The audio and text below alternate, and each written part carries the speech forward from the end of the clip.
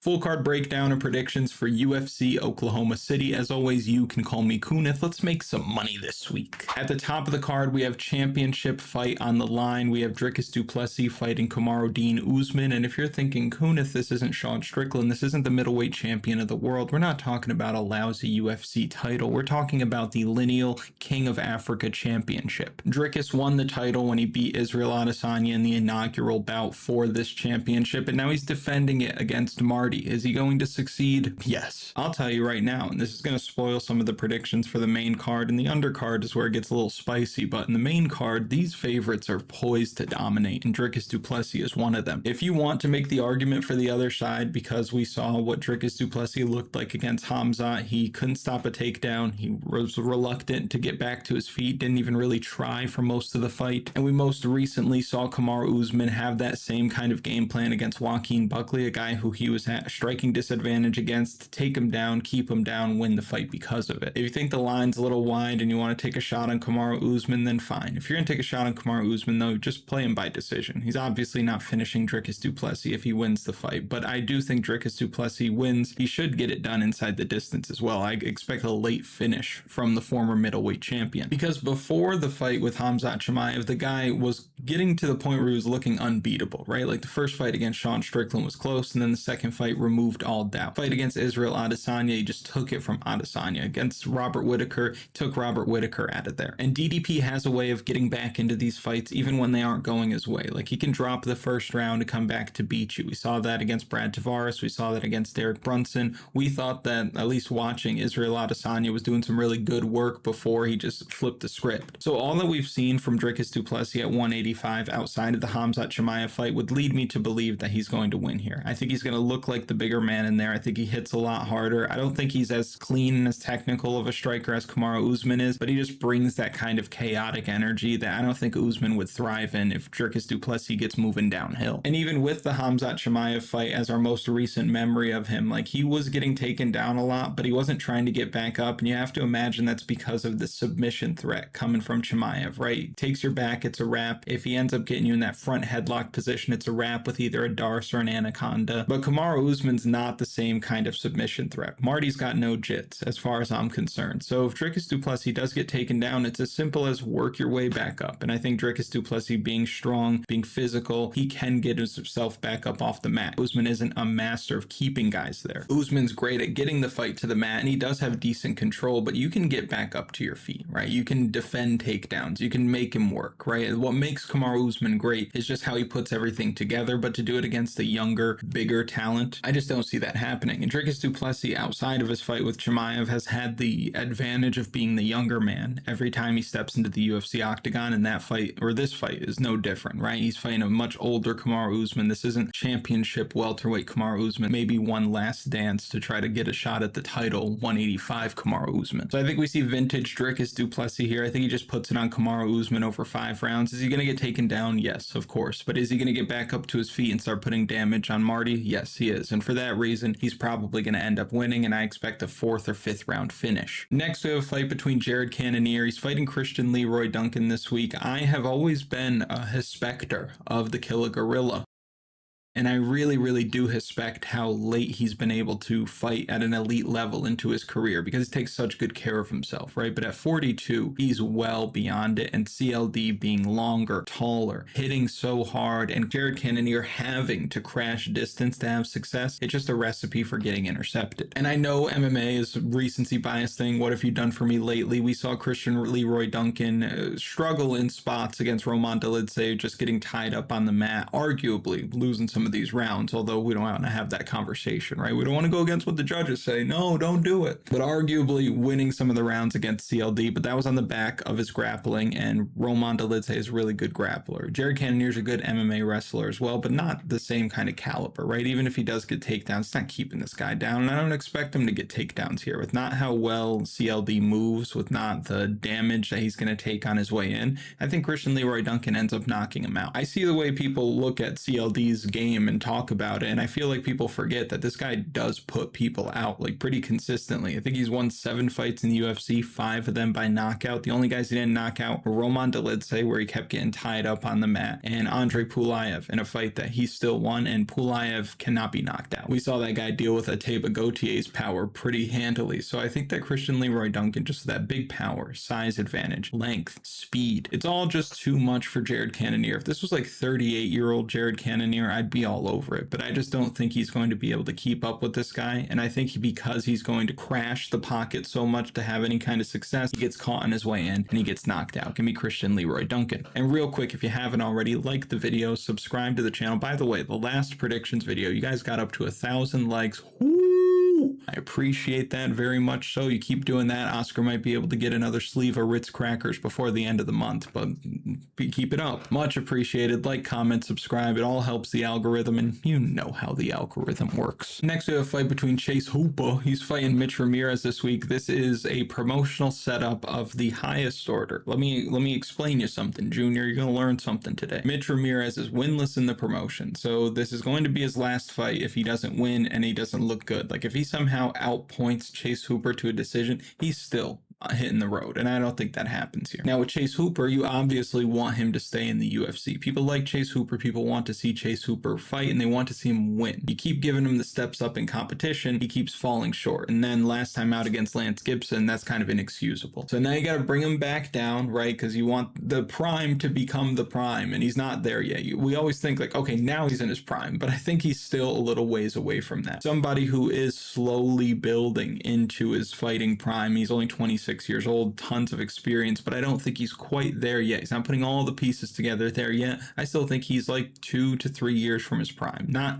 having anything to do with age, but more just performance. But you have a guy that's on his way out, and probably not UFC caliber, and a guy that you want to see win, so you put them in the cage together so that the guy you want to see win has an easy time. So I think he's going to knock out Mitch Ramirez here, or club and sub. Mitch Ramirez has been dropped every time he's seen any kind of UFC canvas, and we shouldn't expect anything different this week. Chase Hooper is going to be able to get it done probably in the second or before the third round, excuse me, but Chase Hooper by knockout or submission before round 3. Next, we have a fight between Tabatha Ricci. She's fighting Fatima Kline this week. Tabatha Ricci has so much working against her here. There was a time where you match these two up, I would probably say Tabatha Ricci's able to take her down, control her, stay safe on top, even though Fatima Kline's got really good jits off her back. Doesn't matter. Tabatha Ricci can stay safe because she also has really good jiu-jitsu from a top position. But the problem that you're running into is that Tabatha Ricci has by far the worst striking accuracy on the card, down to 37%, which is abysmally low for somebody in the UFC. Like, you look at the average, it's not even close to that. Throwing at fresh air, baby, and you can't do that. You couple that with being a lot shorter, giving up a lot of length here, being at a negative striking differential as well, against somebody in Fatima Kline who is a grappler first, who is really coming into her own as a striker, just beating Angela Hill at her own game essentially. It's a hard thing to do. I think Fatima Kline's Muay Thai has really caught up with the grappling in pretty short time, and she's a problem in this division. And at minus 360, line ain't wide enough. She should be able to glide past Tabatha Ricci here, and this is what I'm saying. You parlay up the first 4 favorites on the card, you're fine. Or the last 4 favorites, first 4 on the breakdown. But you get what I mean. Like, the main card for the chalk donkeys out there is going to be printing money, and everybody's going to feel like a genius because it's so easy this week. Parlay it up. I'm telling you, these people are going to win. There are a couple of sneaky betting spots that we're going to take advantage of throughout the week. We'll put them up on WeWantPicks.com, and you'll get my bets as well as everybody else's who's much better at betting than I am ever on there. So if you really want to win, you really want to take it seriously, go grab yourself a membership at We Want Picks, linked in the description or pinned comment. $10 a month, and you're winning money at this point, seemingly damn near every week. Not always from me, but from the other guys for sure. Sometimes I mix it up though. But it should be really easy work for Fatima Kline. I expect her to win by decision. And here we finally have a fight where it's a coin flip. If you were on either side, I ain't mad at you. Not just because of the betting odds, but I feel like this fight is one where it's a matter of taste. Tommy McMillen fits a very specific type, and Alberto Montes fits a very specific type, right? So it's preference, it's taste. What kind of fighter are you typically backing in a situation like this? Because on one side, you have Tommy McMillen, who is a storm. Tommy McMillen is throwing everything at these guys, always looking to not only do damage damage, but to tie you up, look for a guillotine, front headlock, knees to the body. He's hurting you at every level except maybe like leg kicks. The leg kicking game's not there, but that's because he doesn't look for it, right? He's looking for damn near everything else. The easiest way I can explain how Tommy McMillen fights to somebody who's never seen him fight before is that he fights like he's fighting more than one person, right? Like he's got two people in there that want to fight him, so he wants to take out one guy as quickly as possible so he can fight the next guy and have a fair shot. That's how he scraps. Now, as a result, sometimes pretty ugly, right? I think the guy's got bad feet, like straight up bad feet, right? I know he's well coached under Tim Welsh, all that, bad tendencies once he gets in there. I'm sure the stuff that he does in the gym does not look like the stuff you see in some of these fights, which is okay. It doesn't always have to be that way. But on the flip side, and again, this is a preference thing, Alberto Montes fights in a way that a coach would teach you to fight. He does everything the way you would be taught to do it. Everything looks the way that it's instructed. You get what I'm saying? Defensively, very sound. He makes a lot of good decisions in there. When the fight hits the mat, that anaconda choke is maybe the best in the world right now when it comes to MMA fighters, right? Him, Islam Makhachev, that's it. Maybe put Patty in there, actually. Anacondas, Darces, just that front choke position. Alberto Montes is extremely proficient there. And if Tommy McMillen finds himself there, doesn't matter how game you are, how scrappy you are, sometimes the choke is just an inevitability once you get to that certain point with a guy like Alberto Montes. And I could totally see Tommy McMillen falling into something like that. So again, it's a matter of taste preference. Typically, I am on the side of the guy who does things the way they're supposed to be done. But in this fight, I'm having a hard time going against Tommy McMillen, only because you look at Alberto Montes and his patience is, I think,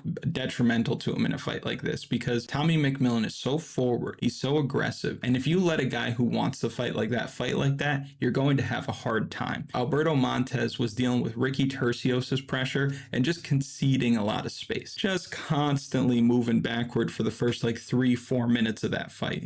But he's putting damage on Ricky while that's happening, countering effectively, catching Ricky on the way in, finishing with elbows on the break. He's hurting Ricky Tercios as this is happening. He's making a lot of good decisions. So he's kind of cool and calm in that chaos, but it also, for what it's worth, it's Ricky Tercios chaos. That's like, oh, Frank's Red Hot's really hot. Like, no, it's not. No, it's not. Not if you go eat at a Thai restaurant and ask them to make it how they would eat it. You know what I'm saying? So to me, I feel like if you are letting Ricky Tercios dictate what happens in the fight, you letting Tommy McMillen do that is a huge mistake. So unless he changes his game plan up dramatically from what we saw last time out, even though he had a great performance, never really looked like he was in any danger, was in control the whole time, it won't work against a guy like this. At least I don't think. And I know Manolo Zucchini was landing a lot on Tommy McMillen, but he just seems like the kind of guy who's just going to run through all that damage to land his own, and he's going to hurt you more. And I like how he mixes it up upstairs,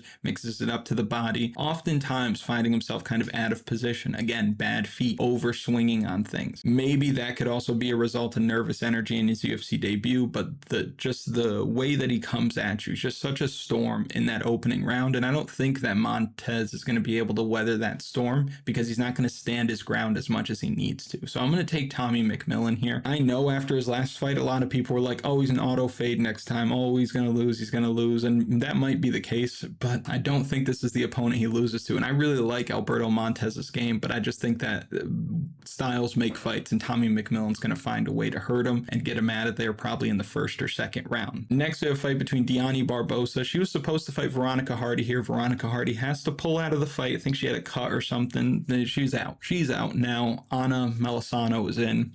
Rest in peace. Anna Melisano was the first pick for Michael Bisping on The Ultimate Fighter and ended up losing in the first round by submission after getting pieced up. Dione Barbosa is going to do the same thing. The easiest money you can make, and this is going to be part of the official bets on WeWantPicks.com amongst other things, but I'll tell you right now, the easiest money you're going to make this week is Dione Barbosa by submission. I don't care what that line is. -250, -300. I don't care what it is. You lay that chalk. That's good chalk. That's Rudy to booty in the chalk zone. You want to be there because Dione Barbosa has more experience, has fought higher level competition, is much better on the mat. She's been looking at this date. Anna Melisano stepping in on short notice, making her UFC debut, coming off of that loss. This is what happens. So I think it's easy work for Dione Barbosa. I think she gets the fight to the mat, and I think she wins by submission. This is another fun one between Jose Delgado and Austin Bashi. We picked against Austin Bashi in his UFC debut because he was fighting Christian Rodrigues, and if you're an undefeated prospect fighting C-Rod, things don't go your way. way. That's life. That's how it happened. But we did pick him last time out. I think everybody picked him last time out, and he looked the way that many people expected him to look in his UFC debut. He's able to get to the body, take the back with a body triangle, standing body triangle, and then win the fight that way. Very, very good once he gets to his position. Very good MMA wrestler, very good MMA grappler, and that's where he's better than Jose Delgado, where on the other side, Jose Delgado's much better on the feet. More power, more variety, just a better vocabulary of striking on the feet. Also a little bit taller, a little bit longer. We've seen him knock guys out with knees up the middle. We saw that against Hyder Emil, knocking him out in just under 30 seconds.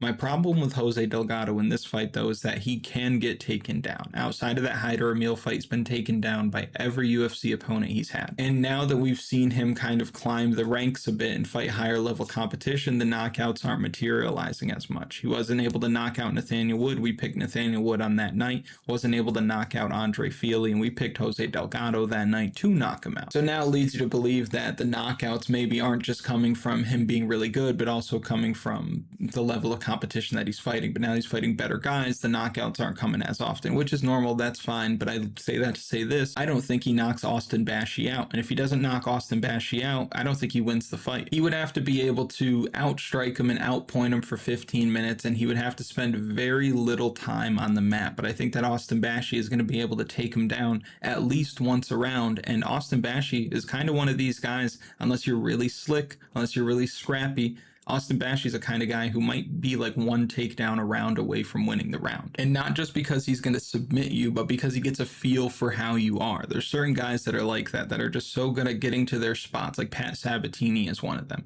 So good at getting to their spots that once they do get that first takedown, they kind of get to roll downhill and win the fight because of it. And one little detail that I don't know, it helps me, or if I feel like it might help me, I should say, is that Jose Delgado fighting out of the MMA lab, fighting alongside or training alongside a guy like Mario Bautista. So if you wanted to get a look for Austin Bashi, Mario Bautista would be a good look. Problem is, Mario Bautista's been 100% focused on Corey Sandhagen for the last, 8 weeks, however long the fight camp is for him. Same thing with Jose Delgado.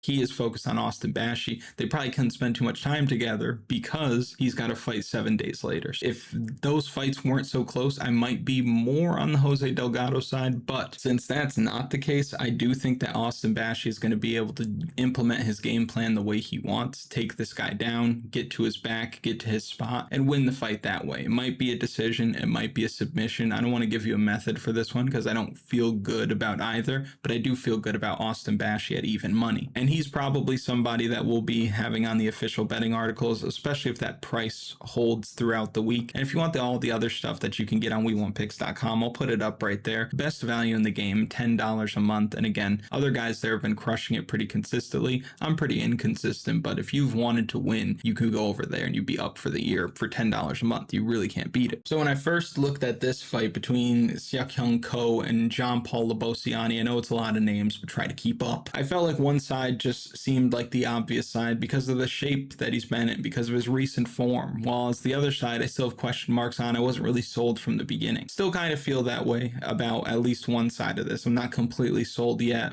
But the deeper you look at it, the more I think that there is value on the underdog. I thought from the jump, yeah, Ko's going to be able to take him down, control him. That's what he does. He had Phil Rowe on the mat for over 13 minutes, had Oban Elliott on the mat for over 10 minutes. The guy can get you down, he can keep you there, and he's not afraid of just kind of salting the rounds away and winning on time, right? Which is not fun to watch at all. But it is a winning formula for MMA. I don't know if it's something that's going to get you a whole lot of contracts in the UFC, but we are where we are. Whereas Jean-Paul Lebosnoyani is coming in off of that debut win over Phil Rowe. We picked Phil Rowe as an underdog in that fight because I expected Jean-Paul Lebosnoyani to kind of struggle with the distance and the reach coming from Phil Rowe, the boxing coming from Phil Rowe, and he did struggle mightily. When he was having success, it was because of his grappling, and knowing his background, you would expect this guy to do exactly that, have success with the grappling. And when you watch some of his fights, a lot of his striking is really head kick dependent. Like he throws a lot of high kicks, and that's typical with the grappler archetype, right? Kick a lot, try to grapple. Head kicks, takedowns. That's it. Steady diet of the two. And I figured that a head kick's not going to work against the guy who's like 5 inches taller than you and has got like an 8-inch reach advantage or whatever it was, and it wasn't really there all that much. And I think that Phil Rowe kind of let this guy off the hook and probably should have won the fight. But I just don't expect him to get taken down as much, or at least not be so non-threatening off of his back the way that some of these other guys have been. I think that if Ko does get takedowns, JPL is going to make him work. He's going to threaten submissions. He's probably going to get back up to his feet. And I think it would serve him well to try to look for takedowns of his own. And I think on the feet, we know that Ko has power, but we haven't seen a ton of it in the UFC, whereas JPL, I think that high kick is going to be there against somebody who is roughly the same size as him, if not a little bit smaller. And not for nothing, these Eastern fighters, right, like Korea, China, Japan, they don't move their head for whatever reason. Their head is just fixed on that center line. So JPL can whip kicks upstairs without really much worry of what's coming back his way, because if he gets taken down, he just gets to work his jiu-jitsu from there where he's comfortable. I thought the line was a little wide for this after looking at it for a while, and I do think that the underdog is the right side here. Give me John Paul Lebosnoyani to win. Next, we have UFC debut RJ Harris fighting your friend's stepdad who gave you that beer one time when you were 13, Alvin Hines. Long layoff for Hines. Last time we saw him fight, he got battered by Janata Janice, was competitive, like he was tough, and that's kind of what we took from the fight at the moment, like, oh, Alvin Hines is super tough. Then you see him pop for steroids, now we know how tough, why he's so damn tough. But you get caught for the steroids, you get the suspension, you get the layoff, and we saw in the main event last week what somebody's body could look like after they take steroids and then try to compete in MMA. It doesn't always work out, does it? So I think that Alvin Hines is going to come in here looking worse than he did last time out, and last time out he didn't look defensively all that sound, and he's going to probably deal with a lot of the same stuff here against the younger,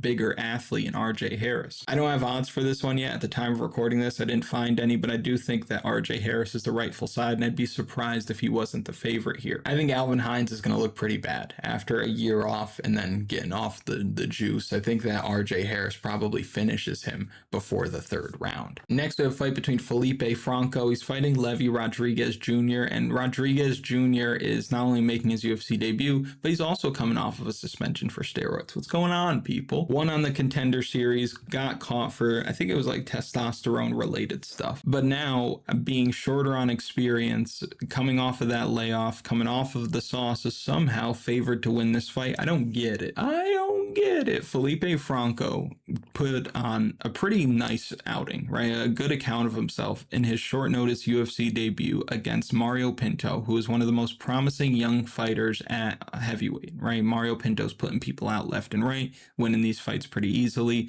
Felipe Franco goes in there and takes a round off the guy and goes the distance. And that was up at heavyweight, right? Now he's fighting down at his weight class. He's not giving up so much size here. He's already got the UFC debut jitters out of the way. And we know that Rodrigues Jr. is going to come in here with a lot of nervous energy, looking to make a statement, but he's also dealing with a guy who deals with power really well. We saw that last time out. Dealing with a guy who's not short on experience at all. Dealing with a guy who's going to make you work. And at 25 years old, he doesn't fight like somebody who's 25 years old. Like, he fights like somebody who's been doing it for a while. He's patient. I like his approach. And I think that Rodrigues Jr. is just going to have a hard time once this guy gets going. Really surprised by the betting line here. If I'm missing something, let me know. But I like Felipe Franco at plus 160. That line will probably shrink throughout the week, so I would get it early if you're interested. But give me Felipe Franco, man. And lastly, and again, like the video, subscribe, comment, all that good stuff for the algorithm. Thank you for that. Alden Coria is fighting Stuart Nickel. Little Stuart Nickel, poor guy. I'll tell you something funny about the process for this one too. Before I look at the fights, I try to guess what the odds will be. And I'm wrong most of the time because I try to guess the exact odds of what I'm going to find. And with the Alden Coria fight, Stuart Nickel, I thought once I get the odds for that fight, Alden Coria should be minus 1,000. And then he was minus 1,000. I thought it would be like maybe like minus 700 or something. He's minus 1,000. He is extremely promising. He's somebody who's going to continue to win fights at the UFC level. Stuart Nickel is not UFC caliber. Stuart Nickel is not long for the promotion. Stuart Nickel has given up size. He's given up length. He's given up youth. He's given up experience. There's a reason he's plus 675, and that ain't going to cash for anybody. Easy one for Alden Coria if you want to take him inside the distance to get a better line on him. Sure, obviously minus 1,000 prohibited, right? You can't touch that. But if you want to take a method, Alden Coria by knockout is probably the move. If you've made it to this point in the video, thank you so much for watching. I really do appreciate it. Make sure you like, comment, subscribe, and I will see you later in the week for DraftKings picks and strategy. Let's go.